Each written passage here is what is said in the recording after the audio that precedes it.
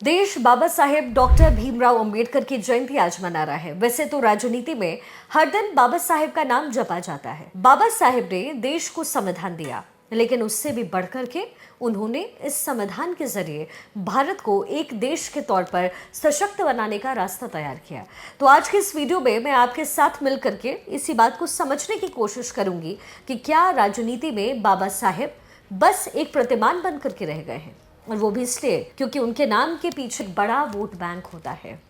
देश के लाखों गरीब, शोषित, वंचित लोगों की आवाज बाबा साहेब का नाम लेकर के देश में लंबे समय से सियासत की जा रही है। खास तौर पर 80-90 के दशक से शुरू हुई राजनीति का तो आधार ही बाबा साहेब है।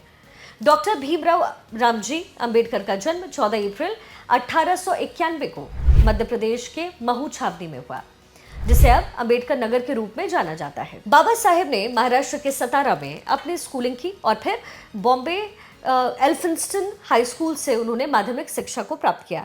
देश उन्हें संविधान निर्माता के तौर पर याद कर रहा है, लेकिन वो हाईली क्वालिफाइड थे और बेहद न्यायप्रिय भी थे। समानता के समर्थक और समाज सुधारक भी थे। वो अपने विचार बेधड़क और बेझिझक रखा करते थे। देश के पहले प्रधानमंत्री पंडित जवाहरलाल नेहरू के शब्दों में अगर कहूँ तो वो हिंदू समाज के अत्याचारपूर्ण तत्वों के प्रति विद्रोह का प्रतीक।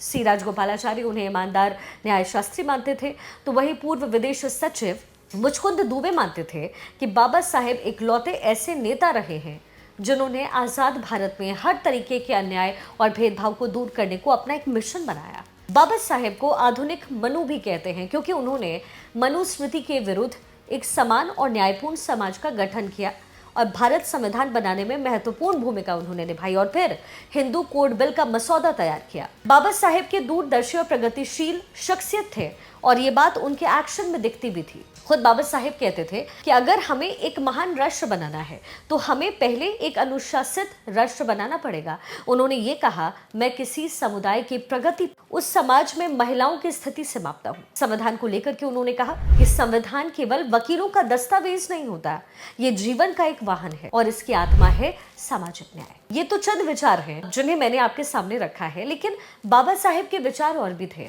लेकिन आज मैं इन्हीं 3 बातों का जिक्र करना चाहूँ, और इसमें भी सबसे पहली बात कि महान राष्ट्र बनने के लिए सबसे पहले हमें अनुशासित होना पड़ेगा। क्या हम और आप अनुशासित हैं? ये सवाल मैं इसलिए पूछ रही हूँ क्योंकि देश में जब भी किसी न किसी कानून को लेकर विवाद हुआ है, उस कानून से नाखुश लोग अनुशासन को सबसे पहले तोड़ते हैं और शासन हाथ में लेने पर आमदा हो जाते हैं। वक्फ बिल में हुए बदलाव के बाद पश्चिम बंगाल सुलग रहा है। पश्चिम बंगाल के मुर्शिदाबाद, नॉर्थ 24 परगना, हुगली और मालदा जिले में हिंसक विरोध प्रदर्शन देखने को मिले हैं। गाड़ियां जलाई गई हैं, दुकानों और घरों में तोड़फोड़ भी, लूट की गई, कई लोगों की मौत हो गई है। अकेले मुर्शिदाबाद से 500 लोगों की पलायन होने की जानकारी है। हिंसाग्रस्त इलाकों में 1600 से ज्यादा जवान तैनात करने पड़ गए। बीएनएस की धारा 163 भी वहां पर लागू करनी पड़ गई और हिंसाग्रस्त इलाकों में इंटरनेट भी बैन करना पड़ गया। तो मेरा सवाल फिर ये है कि क्या ये एक अनुशासित राष्ट्र की तस्वीर हो सकती है क्या? बाबा साहेब ने देश की सबसे बड़ी अदालत को संसद में बने कानून को संवैधानिक परख का आधार दिया और वक्फ बिल में हुए बदलाव के खिलाफ देश की सबसे बड़ी अदालत में याचिकाएं भी दायर की गई हैं। तो फिर ये हिंसा क्यों? इसकी वजह क्या है? देश में ऐसे कई मौके आए हैं जब संसद से पास किसी प्रस्ताव को संवैधानिक आधार पर अदालतों में परखा गया हो। वक्फ बिल पर भी कुछ दिनों में सुनवाई होगी। तो आइए मैं सबसे पहले आपको वक्फ बोर्ड पर बाबा साहेब अंबेडकर के विचार बता देती हूँ। बाबा साहेब को पंडित नेहरू ने आजादी के बाद बनी पहली सरकार में कानून मंत्री के तौर पर शामिल किया। आप जानते होंगे, भारत के आजाद होने से कुछ हफ्ते पहले ही जवाहरलाल नेहरू ने अंबेडकर को कानून मंत्री के रूप में अपने नए प्रतिनिधि मंडल में शामिल होने के लिए आमंत्रित किया। मंत्रिमंडल के अधिकांश अन्य सदस्यों के विपरीत अंबेडकर कांग्रेस पार्टी का हिस्सा नहीं थे। कहते हैं कि अंबेडकर इस विभाग के लिए नेहरू की पसंद थे भी नहीं, लेकिन महात्मा गांधी मानते थे कि ये देश का मामला है, इसलिए राजनीतिक झुकाव वाले दूसरे लोगों को भी सरकार चलाने में सहयोग करने के लिए कहा जाना चाहिए, खास तौर पर अंबेडकर जी को।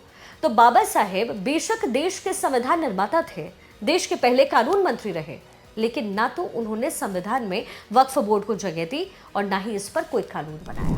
वक्फ बोर्ड का कानून बनने से पहले ही उन्होंने सरकार से इस्तीफा दे दिया। अंबेडकर को ये चिंता थी कि भाई वक्फ के नाम पर संपत्ति का दुरुपयोग हो सकता है और ये समाज के लिए हानिकारक हो सकता है।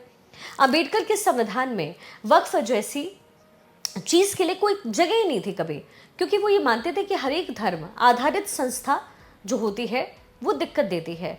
ये धर्म आधारित संस्था संविधान में शामिल इसे नहीं किया जाना चाहिए।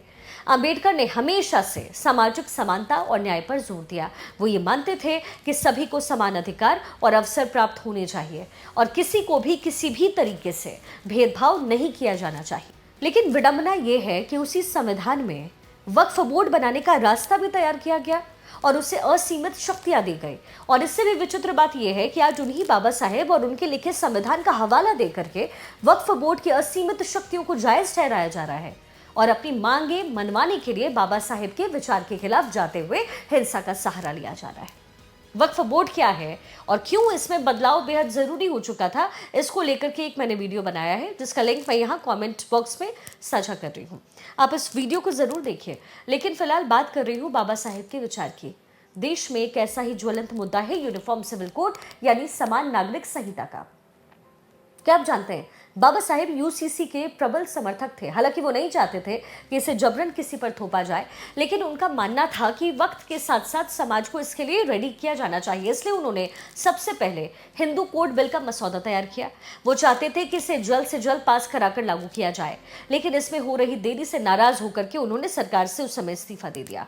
संविधान का हवाला देकर ही विपक्षी पार्टियां यूनिफॉर्म सिविल कोड का विरोध करती है, लेकिन सच्चाई यह है कि खुद बाबा साहेब भी चाहते थे कि देश में समान नागरिक संहिता होनी चाहिए। अंबेडकर ने व्यक्तिगत कानूनों द्वारा लैंगिक भेदभाव को दूर करने, प्रगतिशील कानून के जरिए सामाजिक सुधार और महिला अधिकारों को बढ़ावा देने के लिए समान नागरिक संहिता का समर्थन किया। उन्होंने तर्क दिया कि समान नागरिक संहिता बहुविवाह और असमान उत्तराधिकार जैसी जो प्रथा है उसको खत्म कर देगी। हालांकि उन्होंने यूनिफॉर्म सिविल कोड को स्वैच्छिक रूप से अपनाने का प्रस्ताव दिया, जिससे व्यक्ति इसमें शामिल हो पाए, समुदाय की स्वीकृति के बिना इसे लागू करने से बचे, ताकि बहुलवादी समाजों में विश्वास को बढ़ावा मिले।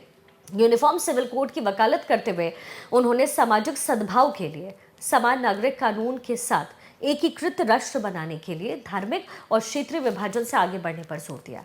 वो ये मानते थे कि समान नागरिक संहिता का क्रियान्वयन जो है क्रमिक यानी कि फेज वाइज होना चाहिए, धीरे धीरे आम सहमति से होना चाहिए, ताकि भारत की अलग अलग धार्मिक प्रथाओं और सामाजिक जटिलताओं को उसमें शामिल किया जा सके। इतना ही नहीं, अंबेडकर के मुताबिक पिछड़े वर्गों को कुछ राहत देने का एक तरीका निर्वाचन मंडल के माध्यम से था। उसके मुताबिक इसे न केवल दलितों को राजनीतिक प्रतिनिधित्व में आरक्षित सीटें मिलती, बल्कि वो दलित आरक्षित निर्वाचन क्षेत्र में दलित उम्मीदवारों को वोट देने में सक्षम हो पाते। अंग्रेजों के समय में यह अधिकार मुसलमानों को भी दिया गया था। इससे हाशिए पर पड़े समुदाय के लिए आरक्षित सीटें आवंटित हुई। 1947 में कांग्रेस के अन्य वरिष्ठ नेता पटेल ने आरक्षित सीटों को पूरी तरीके से समाप्त करने का प्रस्ताव रखा था। इस विचार से नाराज होकर अंबेडकर ने संविधान सभा से बाहर निकलने की धमकी दी और बाद में पटेल की योजना को ठंडे बस्ते में डाला गया। बाद के दिनों में अंबेडकर ने नेहरू पर आरोप लगाया कि उन्होंने अपना पूरा समय और ध्यान मुसलमानों के हितों की सुरक्षा में लगाया। उन्होंने कहा कि वो भी मुसलमानों के अधिकार की रक्षा के लिए दृढ़ संकल्पित थे, लेकिन वो अन्य हाशिए पर पड़े समूह को ऊपर उठाने में भी विश्वास रखते थे। उन्होंने नेहरू से पूछा उन्हें इस समुदाय के लिए आखिर इतनी चिंता क्यों है। नेहरू पर अंबेडकर का ये सवाल सिर्फ इतने भर के नहीं थे। अंबेडकर नेहरू की कश्मीर नीति के प्रबल आलोचक थे। वो धारा 370 के भी खिलाफ थे। उन्होंने इसका मसौदा तैयार करने तक से मना कर दिया था। अंबेडकर के मना करने के बाद शेख अब्दुल्ला नेहरू के पास पहुंचते हैं और प्रधानमंत्री के निर्देश पर गोपाला स्वामी अयंगर ने मसौदे को तैयार किया। अब्दुल्ला को अनुच्छेद 370 पर लिखे पत्र में अंबेडकर ने कहा कि आप चाहते हैं कि भारत जम्मू कश्मीर की सीमा की रक्षा करे, यहाँ सड़कों का निर्माण करे, अनाज सप्लाई करे, साथ ही कश्मीर को भारत के समान अधिकार मिले, लेकिन आप चाहते हैं कि कश्मीर में भारत को सीमित शक्तियां मिले। ऐसा प्रस्ताव भारत के साथ विश्वासघात होगा, जिसे कानून मंत्री होने के नाते मैं स्वीकार नहीं करता हूं। ये लाइन थी। कहते हैं कि नेहरू ने पटेल को सूचित किए बिना ही शेख अब्दुल्ला के साथ अनुच्छेद 370 के मसौदे को अंतिम रूप दे दिया। संविधान सभा की चर्चा में मसौदे को पारित करवाने की जिम्मेदारी गोपाल स्वामी अयंगर को मिल गई, लेकिन प्रस्ताव को सभा में मौजूद सदस्यों द्वारा फाड़ दिया गया। उस समय प्रधानमंत्री नेहरू अमेरिका में मौजूद थे। सरदार और अब्दुल्ला के रिश्ते ठीक नहीं थे। ऐसे में अयंगर ने मदद के लिए वल्लभ भाई पटेल की ओर रुख किया। उन्होंने पटेल से कहा कि यह मामला नेहरू के अहम से जुड़ा है, ईगो से। नेहरू ने शेख को उनके अनुसार फैसले लेने को कहा, लिहाजा वल्लभ भाई पटेल ने मसौदे को स्वीकृति दे दी। देश की राजनीति में समय समय पर झंझावत लाने वाले ये वो मुद्दे हैं जिस पर अंबेडकर के विचारों के विरुद्ध सियासत अपनी अपनी नफा नुकसान का ख्याल रखते हुए टिप्पणी करती रही है। आज देश भर में जाति जनगणना की बात होती है। मैं इसका विरोध नहीं करती और ये भी नहीं कहती हूँ कि ये होना ही चाहिए।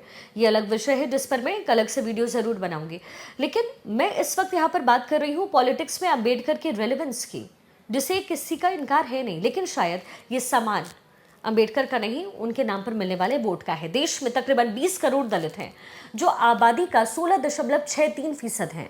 लोकसभा की 84 सीटें दलितों के लिए आरक्षित है, जबकि लोकसभा की 156 सीटें ऐसी जहां दलित वोट बैंक अहम है। उत्तर प्रदेश के 42, पश्चिम बंगाल की 26, तमिलनाडु की 21, पंजाब की 13, कर्नाटक की 11, राजस्थान की 10, आंध्र प्रदेश की 9, बिहार की 6, हरियाणा के 5, तेलंगाना के 3, एमपी की 8 और महाराष्ट्र की 4 सीटें ऐसी हैं जहां दलित वोटर 20% से ज्यादा हैं। इन सीटों पर हर एक 5 में से एक वोटर जो है दलित है, और इसलिए अंबेडकर जयंती पर अंबेडकर के नाम का जाप सियासी मजबूरी बन गया है। लेकिन लगता है कि जैसे देश में अंबेडकर सिर्फ वोट बैंक बनकर के रह गए हैं। उनके विचारों से ज्यादा कद्र उनके नाम की है, क्योंकि उनके नाम में वोट है। अगर आपको हमारा ये वीडियो पसंद आया हो तो आप इस वीडियो को आगे बढ़ाइए, और अगर आपने अभी तक हमारे चैनल यानी शिखा ठाकुर न्यूज़ोपीडिया को सब्सक्राइब नहीं किया है तो ऐसी जानकारी के लिए आप हमारे चैनल को सब्सक्राइब कीजिए, और हाँ, बेल आइकन दबाना आप बिल्कुल मत भूलिएगा। Thank you so much for watching this video. See you in the next video. Thank you.